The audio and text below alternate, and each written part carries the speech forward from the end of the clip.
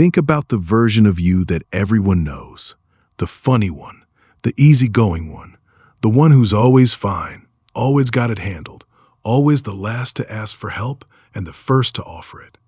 Now ask yourself something uncomfortable.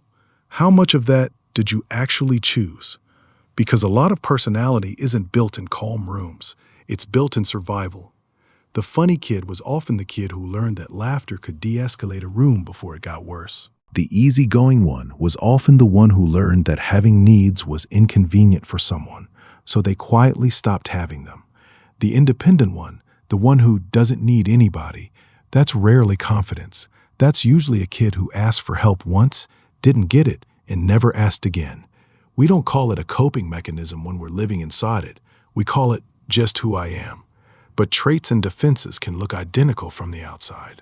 That's what makes this so hard to see in yourself. Being agreeable can be a personality trait, or it can be the leftover reflex of someone who learned that disagreement was dangerous. Being the peacemaker can be a personality trait, or it can be a kid who got very good very early at reading a room before anyone got hurt. Perfectionism can look like ambition. Sometimes it's actually the belief that mistakes are the price of being loved, so you simply stopped making them where anyone could see. None of this means you're fake. This is important. A coping mechanism that worked long enough starts to feel exactly like who you are, because in a very real sense, it kept you safe long enough to become who you are. The problem isn't that the trait exists.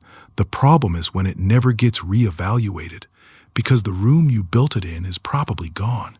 The people who needed you to be easy or funny or endlessly capable, some of them aren't even in your life anymore.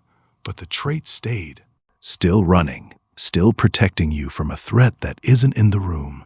So maybe the question isn't, what's wrong with my personality?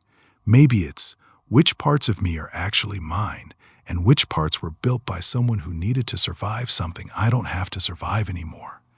That's not an easy question. It might take a while to even start answering it. But here's the part worth sitting with. The fact that a trait started as protection doesn't mean you have to throw it away. You get to decide, on purpose this time, which parts you keep, not because you need them to be safe, but because you actually want them. That's the difference between a personality you inherited from fear and one you finally chose for yourself.